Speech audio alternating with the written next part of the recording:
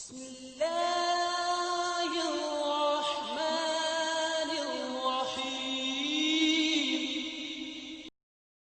نحمده ونصلي على رسوله الكريم. أما بعد فأعوذ بالله من الشيطان الرجيم. بسم الله الرحمن الرحيم. ما كان محمد أبا أحد من رجالكم ولكن رسول الله وخاتم النبيين. وقال النبي صلى الله عليه وسلم أنا خاتم النبيين لا نبي بعدي. صدق الله وصدق رسول الله. محمد سے وفا تو نے تو ہم تیرے ہیں، یہ جہاں چیز ہے کیا لوح و قلم بھی تیرے. مدحت محمدا بمقالتی ما ان مدحت محمدا بمقالتی ولكن مدحت مقالتی بمحمد. محترم بھائیو، اللہ جل جلالہ کا لاکھ لاکھ شکر ہے کہ اللہ جل جلالہ نے ہمیں مسلمان بنایا ہے. ہم مسلمان ہیں اور ختم نبوت پر ہمارا کامل ایمان ہے، اور عقید ختم نبوت ہر مسلمان کی پہچان ہے. حضور اکرم صلی اللہ علیہ وسلم اللہ کے آخری نبی ہے. اس عقیدہ پر امت مسلمہ کے تمام افراد، تمام انسان یہ متفق اور مجتمع ہے کہ آپ صلی اللہ علیہ وسلم کے بعد جو بھی دعویٰ کرے نبوت کا، جو بھی دعوی نبوت کرے وہ کذاب ہے، وہ دجال ہے، وہ مفتری ہے، وہ بڑا جھوٹا ہے، وہ لعین ہے، خبیث ہے. اور اس عقیدے پر قرآن مجید کے 100 آیات سے زائد اور اسی طرح احادیث مبارکہ 200 سے زیادہ اس پر دلالت کرتی ہیں. حضور اکرم صلی اللہ علیہ وسلم پر نازل ہونے والی کتاب خاتم الکتب اور حضور صلی اللہ علیہ وسلم کا دین خاتم الادیان، اور حضور صلی اللہ علیہ وسلم کی شریعت تمام شرائع میں سے خاتم الشریعہ، اور آپ علیہ الصلاۃ والسلام کے خود ذات اقدس وہ ہے خاتم الانبیاء صلی اللہ علیہ وسلم، خاتم النبوہ، آخری نبوت، آخری نبی، آخر الزمان نبی. اس لیے آپ علیہ الصلاۃ والسلام نے ارشاد فرمایا میں نبی تھا والآدم بین الماء والطین. جس وقت حضرت آدم علی نبینا وعلیہ الصلاۃ والسلام، میرے بابا، میرے دادا، پردادا، جد امجد، تمام انسانیت کی بنیاد حضرت آدم علیہ الصلاۃ والسلام کے مبارک جسا، اس کے مبارک ڈھانچہ، وہ اب تک پانی اور مٹی کے درمیان تھی. اسی وقت میں نبی تھا. اللہ تعالیٰ نے مجھے آخر الزمان نبی اسی وقت بنایا تھا. جناب خاتم النبیین صلی اللہ علیہ وسلم کی آمد مبارک کی نبوت کے بعد رسالت کا دروازہ ہمیشہ کے لیے قیامت کے دن تک یہ بند رہے گا اور بند ہو گیا. خود محسن انسانیت، مشفق انسانیت صلی اللہ علیہ وسلم نے فرمایا کہ قصر نبوت، ختم نبوت کے دروازہ، کہ میں قصر نبوت کی جو عمارت ہے، اس کی جو تعمیر ہے، اس کی آبادی ہے، اس کے سب سے آخری اینٹ میں ہی ہوں. قصر نبوت کی آخری اینٹ میں ہی ہوں. اور میرے آنے کے بعد قصر نبوت کی تکمیل ہو گئی. یعنی آپ علیہ الصلاۃ والسلام نے فرمایا کہ ایک تعمیر کی مثال دے دی کہ ایک تعمیر ہے اسلام کی، ایک تعمیر ہے اللہ کی طرف سے شرائع اور انسانیت کی رہنمائی کے لیے. اللہ تعالیٰ نے رجال اللہ اور کتاب اللہ اس کے جو ایک محل کی سے تشبیہ دے دی کہ اس کا آخری اینٹ تعمیر کے اعتبار سے میں ہوں، اور مجھ پر ہی اس تعمیر کی تکمیل ہو گئی ہے. آخری نبی ہوں. اور عہد رسالت صلی اللہ علیہ وسلم سے سینکڑوں بدحواس، بدعقل، کم عقل لوگوں نے ختم نبوت کے دعوے کیے، لیکن تاریخ اسلام شاہد ہے اس بات پر کہ جب کبھی بھی ایسے بدظن اور بدباطن اور ایسے کذاب اور مفتری نے تاج نبوت صلی اللہ علیہ وسلم کی طرف للچائے ہوئے نظر سے دیکھا تو یاد رکھیے کہ غیور مسلمانوں نے اللہ کی زمین پر ایسے خبیث اور لعین اور مفتری کذاب اور دجالوں کو انہوں نے گوارا نہیں کیا بلکہ اس کا خاتمہ کر لیا ہے۔ اسی طرح سرزمین ہندوستان میں جب انگریزوں کے تاریک دور میں کفر اور الحاد کے ٹھاٹے مارتا ہوا سمندر اسلام کو صفحہ ہستی سے مٹانے کے لیے سر توڑ کوششیں کر رہے تھے، اور یہ کوششیں ان کی جاری اور ساری تھی، یہ ناکام کوششیں۔ اس ملحدانہ دور میں اسلام پر کاری ضرب لگانے کی جعلی نبوت کے جو بھیانک اور خوفناک سازشیں تیار کی، اور انگریز اور فرنگی اشارے پر ایک ضمیر فروش غلام احمد قادیانی نے جو جہنمی تھا ناکام سازشوں میں جب انہوں نے 1901 میں انہوں نے نبوت کا جھوٹا دعویٰ کیا، چنانچہ مرزا قادیانی لعنت اللہ علیہ وہ نبوت کا دعویٰ کرتے ہوئے اپنی کتاب میں نعوذ باللہ لکھتا ہے کہ سچا خدا وہی ہے جس نے قادیان میں اپنا رسول بھیجا، ایسے ملعون کہ قادیان میں اپنا رسول بھیجا۔ اور اس کا یہ کتاب ہے دافع البلا میں صفحہ نمبر 11 پر وہ لکھتے ہیں، اور روحانی خزائن ایسے کتابوں میں یہ لکھتے ہیں۔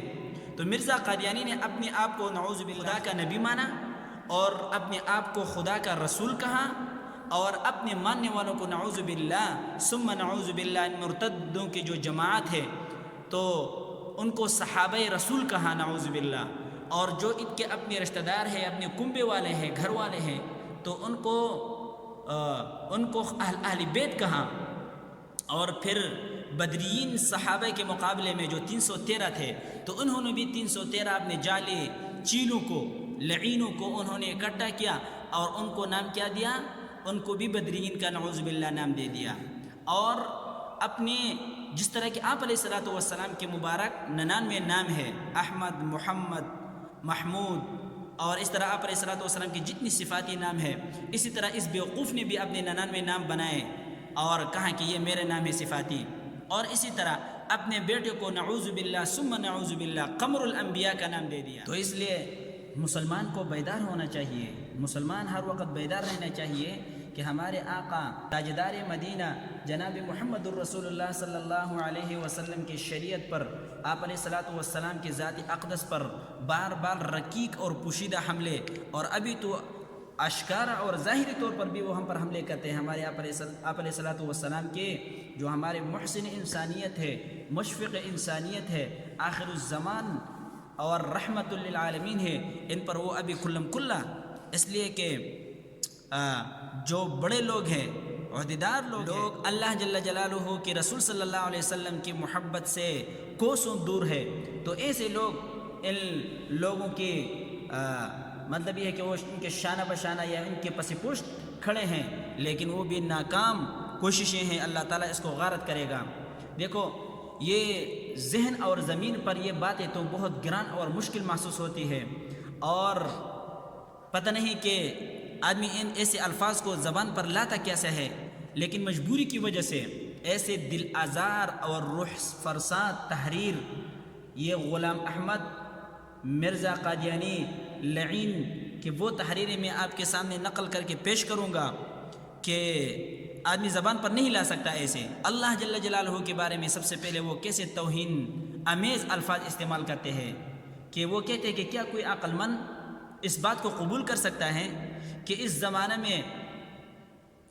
میں خدا سنتا تو ہے مگر بولتا نہیں ہے، پھر بعد اس کے سوال ہوگا کہ کیوں نہیں بولتا، سوال ہوگا کہ کیوں نہیں بولتا، کیا زبان پر کوئی نعوذ باللہ ثم نعوذ باللہ مرض لاحق ہو گئی ہے؟ استغفر اللہ، ایسے الفاظ بولتے ہیں وہ اللہ کے بارے میں، تو کیا ایسے لوگ کو مسلمان، اور پھر اپنے آپ کو مسلمان ظاہر کرتے ہیں۔ اور آپ علیہ الصلوۃ والسلام حضور صلی اللہ علیہ وسلم کی توہین کے بارے میں وہ کیا کہتے ہیں؟ مرزا لعین کیا لکھتا ہے، کذاب اور دجال کیا لکھتا ہے کہ یہ بات بالکل صحیح ہے کہ ہر شخص ترقی کر سکتا ہے، اور ترقی نعوذ باللہ کرتے کرتے وہ بڑا درجہ پاتا ہے، حتیٰ کہ وہ پیغمبر سے بھی آگے جا سکتا ہے، ایسے ملعون۔ اور پھر آپ علیہ الصلوۃ والسلام کے بارے میں یہ بھی وہ لکھتے ہیں کہ آپ علیہ الصلوۃ والسلام سے کئی غلطیاں ہوئیں، اور آپ علیہ الصلوۃ والسلام کی کئی الہامات جو الہام ہوئے تو اس کو بھی سمجھ نہیں آئی۔ اور نبی پاک صلی اللہ علیہ وسلم کے اشاعت دین کے بارے میں وہ فرماتے ہیں کہ آپ علیہ الصلوۃ والسلام اشاعت دین مکمل نہ کر سکے، اس کو میں مکمل کروں گا، ایسے لعین۔ تو اس کے بارے میں کیا ہمارے دل نہیں دکھتا ایسے الفاظ سنتے ہوئے؟ گھنٹوں گھنٹوں کے اعتبار سے وہ ہمارے لیے دعائیں مانگتے تھے، ہم سجدے میں دعائیں مانگتے تھے، رکوع میں دعائیں مانگتے تھے، اور سجدے کی حالت میں کھڑے ہو کر عرفات میں اور ہر جگہ آپ علیہ الصلوۃ والسلام نے اپنی امت کو یاد کیا ہے اور رو رو کر دعا کیا ہے۔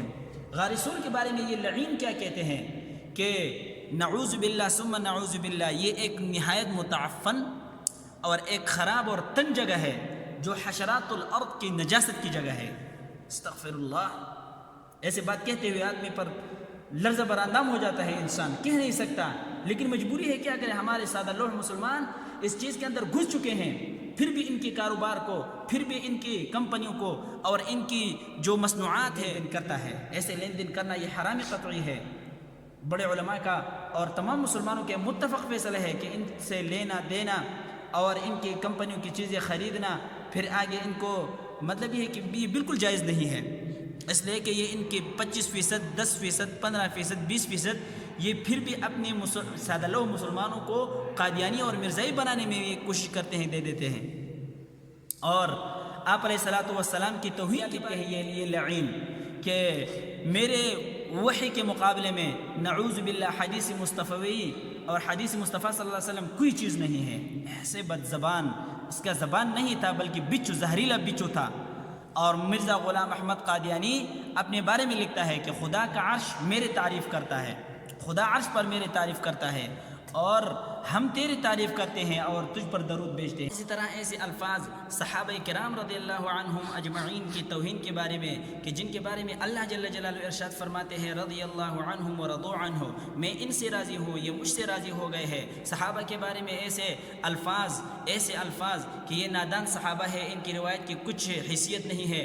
حضرت ابوبکر صدیق، حضرت عمر فاروق رضی اللہ تعالی عنہ کے بارے میں یہ لکھتے ہیں یہ ملعون کہ وہ تو میرے جوتی کے تسمے کھلنے کے لائق نہیں ہے، نعوذ باللہ۔ حضرت علی کرم اللہ وجہہ کے بارے میں وہ پتہ نہیں کیا الفاظ استعمال کرتے ہیں کہ یہ سرے سے خلافت کے لائق نہیں ہے۔ پھر اس کے حضرت ابو ہریرہ رضی اللہ تعالی عنہ کہ جن سے آپ علیہ الصلوۃ والسلام کے علم اور احادیث مبارکہ کے فیض پوری دنیا کو پتہ نہیں کتنی احادیث کی شکل میں، 4000 یا اس سے زیادہ احادیث کی شکل میں ان سے امت مسلمہ اور قیامت تک مسلمان اس سے مستفید ہوتے رہیں گے۔ اس کے بارے میں ایسے خطرناک الفاظ کہ ان کے اقوال کو اور ان کے قول اس کو ایک ردی متاع کہا گیا ہے، نعوذ باللہ۔ مسلمانوں ایسے دکھ کے الفاظ، دکھ کی کتابیں، دکھ کی چیزیں دیکھ کر کب ہم جو ہے نا ہم بیدار ہو جائیں گے؟ مسلمان تو المؤمن غر کریم ہے، لیکن مسلمان یہ ہر وقت چست اور چابک رہتا ہے۔ المؤمن لا یلدغ من جحر واحد، مسلمان کبھی ایک سوراخ سے 2 دفعہ اس کو نہیں ڈسا جا سکتا۔ یہ ایسے ہر وقت چست اور چابک ہوگا، بیدار ہوگا، بیدار مغز ہونا چاہیے مسلمان کو۔ نہیں ہے کہ مسلمان ایک اتنا سادہ لوگ اس کو نہیں ہونا چاہیے، اس کو اپنے پیغمبر کے بارے میں، اس کے آخر زمان ہونے کے بارے میں، اس کے دشمن کے بارے میں کچھ پتہ اس کو نہ ہو۔ تو مسلمانوں عقل اور فکر کی چراغ سے اپنے ذہن کو روشن کر کے دل و دماغ کی گہرائیوں میں اتر کر سوچو کہ کیا ہو رہا ہے ہمارے پیغمبر علیہ الصلوۃ والسلام پر، آخری زمان نبی پر، ہمارے محسن اعظم پر، محسن انسانیت پر کس طرح جو ہے نا چھپکے سے، رقیق اور باریک انداز سے، اور ابھی تو بالکل کھلم کھلا وہ اس پر وہ حملہ آور ہوتے ہیں۔ تو ایسے زبانوں کو کاٹ دیں گے، ایسے ہاتھوں کو کاٹ دیں گے۔ مسلمان نے ایسے خبیث کو اب تک زمین پر گوارا نہیں کیا، اور انشاءاللہ قیامت تک یہ نہیں کر سکیں گے۔ اللہ جل جلالہ ہمیں آپ علیہ الصلوۃ والسلام کی محبت کے اعلیٰ درجہ اور اعلیٰ سے اعلیٰ کیفیت اللہ تعالیٰ مسلمانوں کو ہم سب کو نصیب فرمائے۔ وآخر دعوانا ان الحمد للہ رب العالمین۔